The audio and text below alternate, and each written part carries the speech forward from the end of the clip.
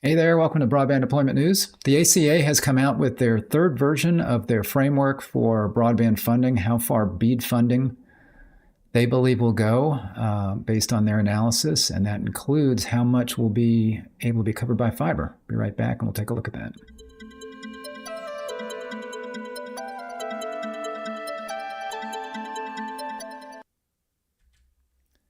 Thanks for joining me. Rick Uzzi here with Broadband Deployment News. So I looked at this when the first version came out. I looked at it in depth on one of my streams, and then the second version came out. I looked at it again, just kind of went through it a little bit, and I want to look at it a third time because this is based on the latest FCC broadband information in the broadband map, the National Broadband Map. So you see here, it's a BEAD program, a framework to allocate funding for broadband availability, version 3.0. I linked to this in the description of the video. And basically what they've got on here is they've got a national overview that you can download, and then they've got an overview for each state in the United States and DC. They have some data, a little bit of data on the territories as well. But you can download each one of these. And what they try to do, they look at how much money each state's going to get. They estimate how much providers are going to match. They looked at potential high-cost areas. They try to figure out, all of that in this analysis. So it's fairly detailed. I'm not going to go through every page almost like I did in the past, but I did want to look at a few things. And first, I just want to run real quickly through just to show you how extensive this is. So you see here, this is the national overview that you can download. And if you go through here, it's got, here we've got lots of information. Tells you about the analysis, estimate eligible locations, calculate BEAD funding, and develop deployment scenarios. And they've got two scenarios that they go through. They've got baseline fiber and maximum fiber. Baseline meaning you're going to put fiber in as many locations as you can. Maximum fiber availability, all eligible locations with support above the threshold. Remaining eligible locations are covered using other technologies if needed. So they look at, up to a reasonable estimate of the extremely high cost threshold on looking at baseline fiber, but then they figure that a lot of states are going to want to use other technologies there because they don't want to run out of money, and they maybe want to have some money in reserve to do other things like affordability, those kinds of things. So they have those two kinds of methodologies that they go through. And you can see here, I wanted to show this. This is the total estimated funding by state. Actually, I wanted to show this one. And actually, I am going to show this one. I'm going to go through these. I've got slides rather than trying to go through all of these just in the PDF. So anyway, a lot of information in this national summary. You can see here they've got their unserved and underserved locations. I'll look at some of these. And then I'm going to look at the conclusion. So the same on the state. You can download the state information. And this is for Texas, for example, the state that's supposed to get the most amount of money. And you can get this summary. I'll look at this slide in more detail in a second. You've got other slides in here. High cost areas and where that threshold is.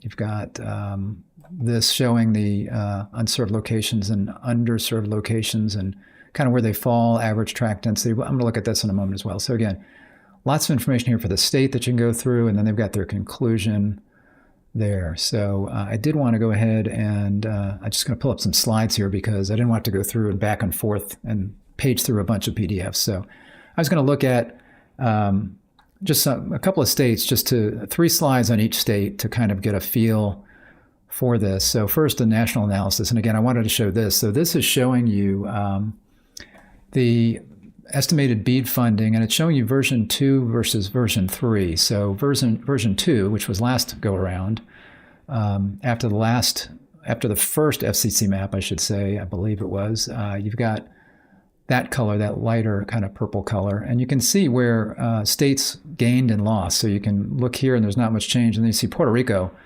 lost, 65%. You actually can't see my mouse moving, thinking about it on these slides. But if you look at Puerto Rico there sticking up, you got 65%. Then you've got South Carolina lost about 25%, 15% Minnesota, Ohio about 17%. 7% Tennessee. You've got Arkansas, 25%. I was actually talking with Lori Ringler on the broadcast just the other day, as she's in the broadband office there. And she mentioned that they had lost a lot of locations, but it was really, when she and I talked prior to that, it was really more, it wasn't that a lot of locations were taken off the map. It was that there were a lot of locations that in the first broadband data collection process where ISPs upload their data, there were some ISPs that didn't get that right. So there were a lot of places that showed that they were broadband serviceable locations, but that nobody was serving them. But it turns out they were actually being served and served quite well. So once that data was corrected in the next iteration of the BDC process, then that's where they lost some funding. So she wasn't happy they lost funding, but she was happy that a lot of locations actually were being covered.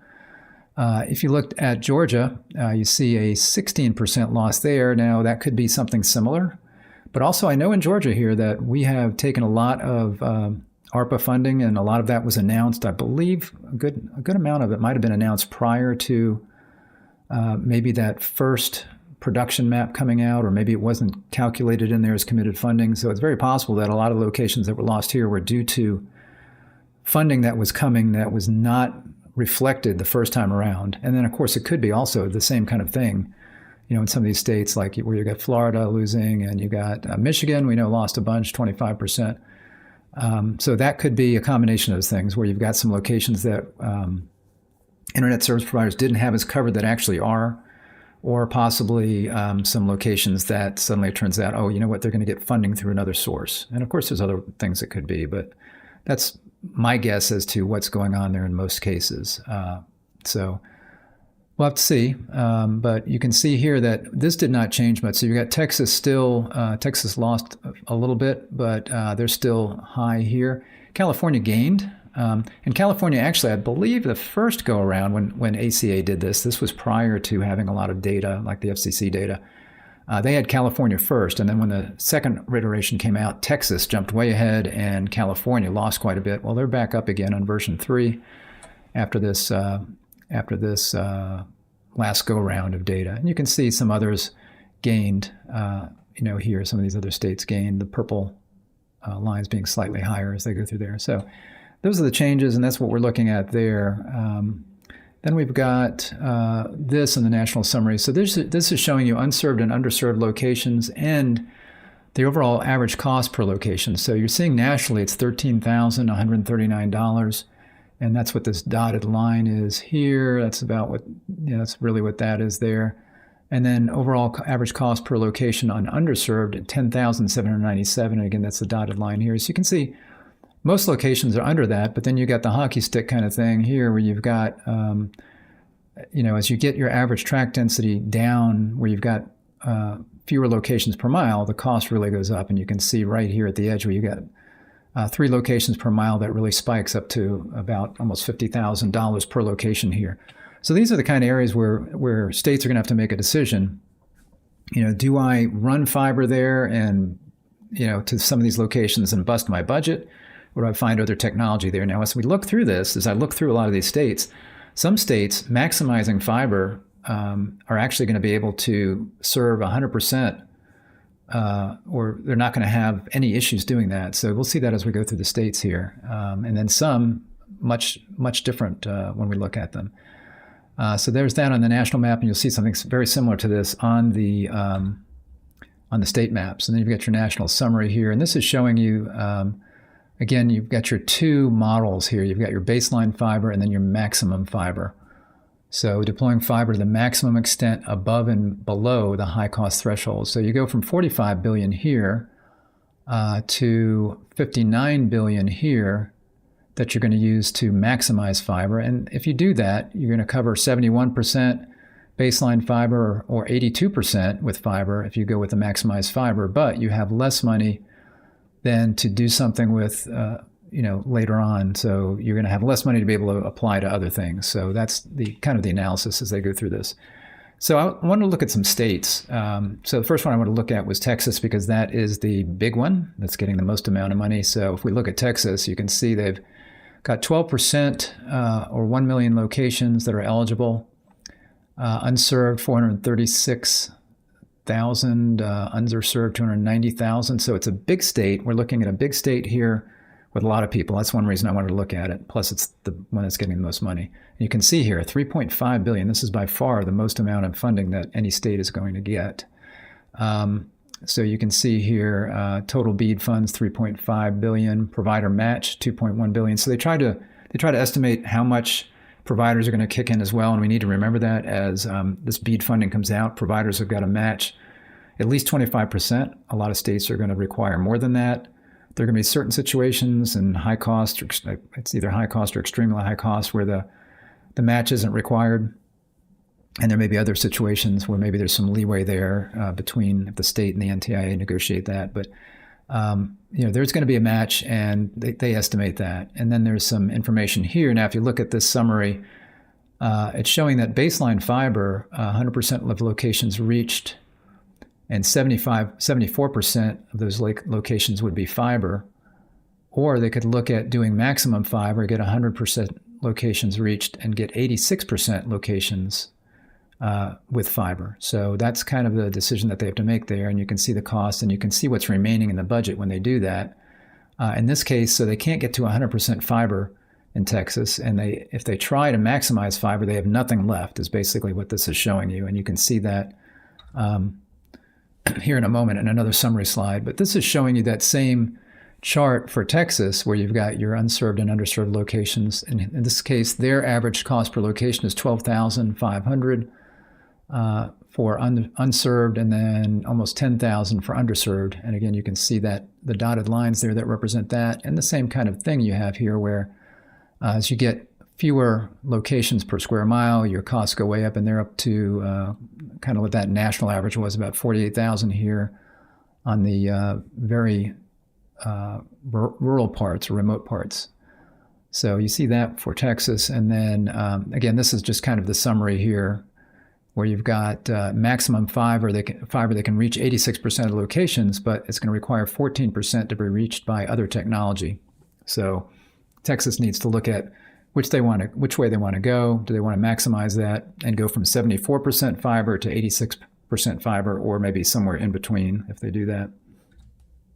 And California, another big state, actually number 2 as far as who's going to be getting funds. I wanted to look at this one as well, because it's different from Texas. It's a big state. It's got, like Texas has lots of high population areas, so does California. It's just different geography. It's not as flat. It's just going to be different. So, and they're not getting nearly as much money. So see here, they've got 5% locations, or 469,000 locations are eligible, 5% of California locations.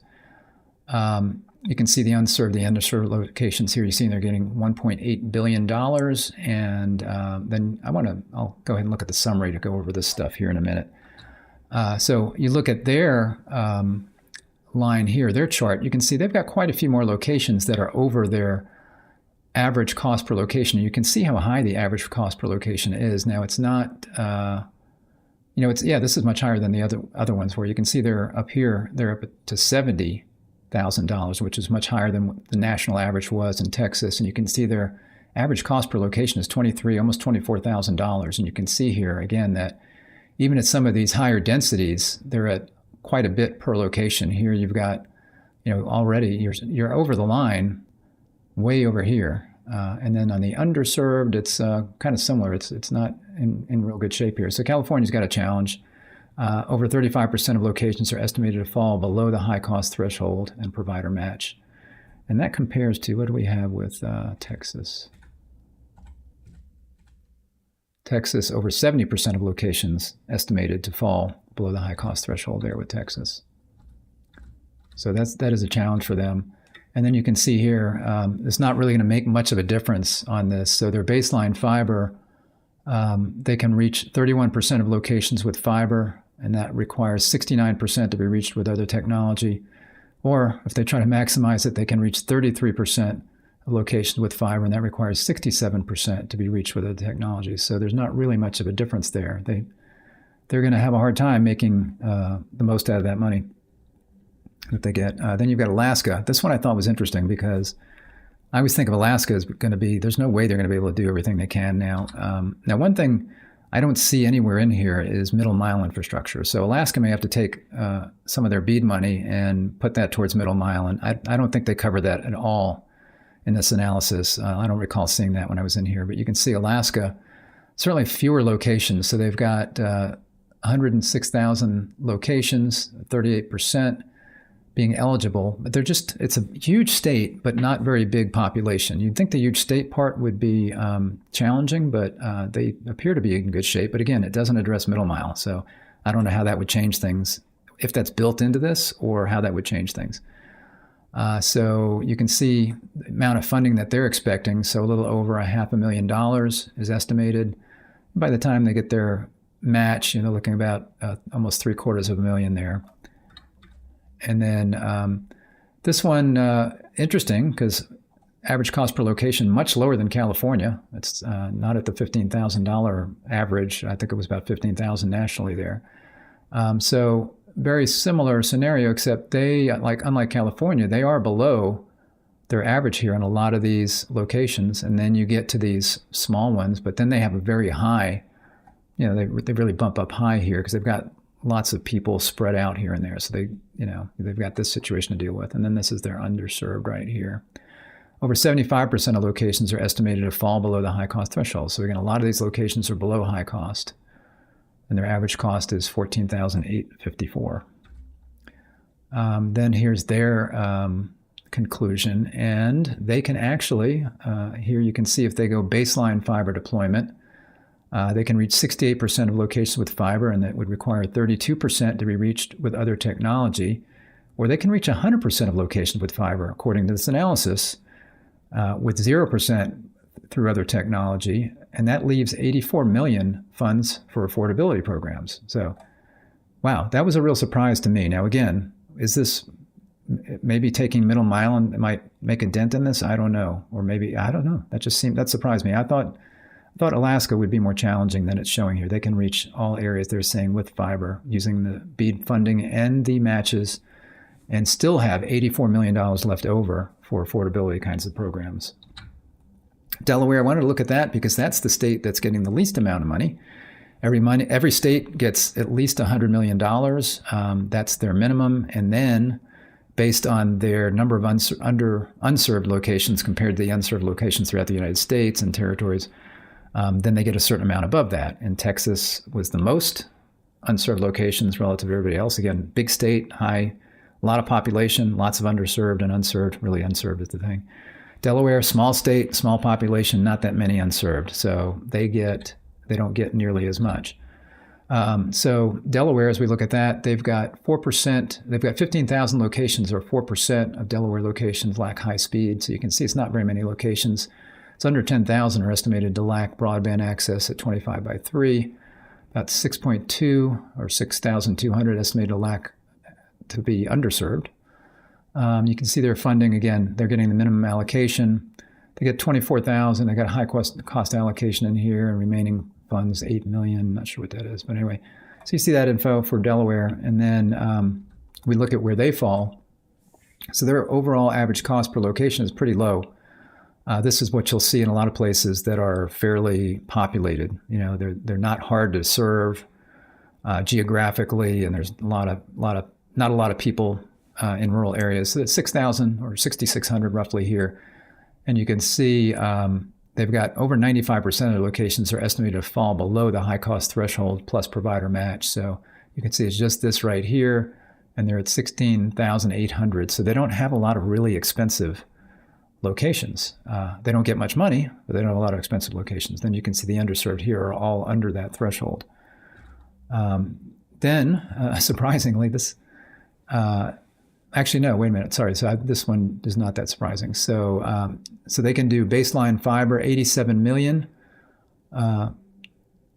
leaves 87 million for additional funds, and they can reach 97% of locations with fiber. That would require 3% to be reached by other technology. Or they can do the maximized fiber, and they can still have 84 million. They can reach all 100% of their locations in the state with fiber, and requires 0% to be reached by other tech. They got 100% by fiber. So again, small state, relatively small population compared to some of these others, and not difficult to serve. Then you got Ohio. I picked them because they were kind of in the middle of that chart as far as they were right up there at the average among the states between Texas and California on one end and Delaware and Rhode Island on the other end. And you can see here, Ohio, they've got 6% or 290,000 locations in Ohio lack high-speed broadband. Again, this is according to December 2022 FCC data. So about 92,000 unserved locations, 79,000 underserved locations. They've got their BEAD funds, $803 million, plus the match of $495. So they're about $1.3 billion when they look at all of those funds. You can see here they've got a interesting chart here because it really does not come up like the others do. So the overall average cost per location, $10,220. That's higher than Delaware that we were looking at. Ohio is a small state too. Not small, but it's smaller than, let's say, where I live, Georgia. And it's got lots of cities here and there. It's fairly dense in a lot of places. But maybe not in some, I guess. But you can see here how these don't really go up much on this chart here. And this one surprised me when I looked at it. So with the money that they're getting, $803 million in BEAD funding, plus their $495 million estimated match funding, they still are not going to be able to reach everybody with all fiber. So that they do the baseline fiber, they can have $65 million left over and reach 74% of locations with fiber, and that about 26% to reach with other technology. It doesn't change much if they try to maximize fiber, but they exhaust all of the additional funds. So the $65 million, if they apply that to try to maximize fiber, they're not going to make much of a dent in that. So it doesn't make much sense to do that. I think they'd be better to go with this or somewhere in between on that one. So this one was a little bit surprising, and just when I looked at it, I was trying to make sense of that. Then I figured I'd pick Georgia. Why not? It's my state. It's more towards the left end of that chart. Georgia's going to get quite a bit of funding. You can see here 11% of locations, or 408,000 in Georgia, lack high-speed internet as of the December 2022 numbers. Unserved, 150, almost 151,000, 82,000 underserved. They are going to get $1.3 billion in my state. With the provider match, it's almost $2 billion, $1.9 billion. And let's see here we have, so Georgia, average cost per location is not really that high, about $8,000. Most 90%, over 90% are estimated to fall below the high cost threshold. You can see that it kind of fairly gentle slope, and then you got this usual spike here, and then you see your underserved right here. And then Georgia actually can cover all locations with fiber. If they do the baseline fiber, they're going to have $407 million additional for affordability, and that's going to reach 88% of locations and require 12% to be reached by other technology. But if they decide to maximize fiber, they're still going to have $113 million left over for affordability. They're going to reach 100% of locations with fiber in Georgia. So Georgia's looking very good there. And then that's it. There's a national analysis. So so there you go. I think they did a pretty good job with this as they look at all the numbers. But again, there's some things that I'm not sure about that are not in here, like middle mile broadband. There was one or two other things in there that I wonder if they were taking. Oh, I don't know if they took inflation into account, because they did their first analysis back, I think before maybe a lot of the inflation stuff hit. So I don't know if they're factoring that in. I didn't look through all of the details again. It's very, very detailed in there. So you can look at all of the notes. Again, I linked to to where you can download both the national and the state versions. It's one for each state that you can look at. They don't have one. They have one for DC. So they got the 50 states in DC. They don't put the territories in there. And I don't think they take the territories into account in a lot of this. Now, there's not that much in the territories. The 4 territories are going to be splitting funds, but I don't believe that's in this analysis either. So anyway, it's encouraging in some areas. Certainly it would be encouraging for Georgia. There's other states as you look through it, Georgia, Mississippi, Florida, Arkansas. I looked at that. Some states up north, I think Rhode Island was good. You look at other states like New York, it seemed like some of the larger states with larger populations are going to have, you're not going to be able to cover everybody. New York's an interesting state because it's got, obviously some really significant urban areas, but also there's a lot of the state that's not. So you've got those kinds of things to consider. So it varies. Some states are supposedly going to have enough. If they go through this, they can maximize the fiber and reach everybody and still have money left over. Other states are still, they can get, I think the analysis is that every state can reach every person with reliable broadband, meaning fiber, fixed wireless, license or a combination of licensed, unlicensed service. Nobody's going to be deploying probably cable, but as far as new deployments, it sounds like ACA and Cartesian believe that every state should be able to reach every citizen with reliable broadband. And in some cases, it'll be all fiber. In other cases, it'll be fiber. And then some amount or percentage is going to have to be some other technology. That's kind of what they looked at. So anyway, I thought that was interesting. I was expecting to see something from them, here on June 30th coming up. We'll be hearing from the NTIA the exact allotments that each state are going to get. I think each state pretty much knows what they're going to get. These numbers that we're looking at right here are probably very, very close to what the NTIA is going to say, I think. So I don't think, when it says Georgia's going to get, I think, what was it, 1.3 billion? It's probably going to be very close to that. And what Texas is going to get, probably very close to that, because they're going to be looking at the same numbers that from the map that ACA was looking at here. So I don't expect to see anything too far off. It would be interesting if we do. So anyway, appreciate you joining me today. If this was interesting or helpful, if you give me a thumbs up on the video, I'd appreciate it. If you're not subscribed, make sure you click the subscribe button on YouTube, click the little bell to be notified when I'm live. Thanks a lot, and I will see you next time. Bye-bye.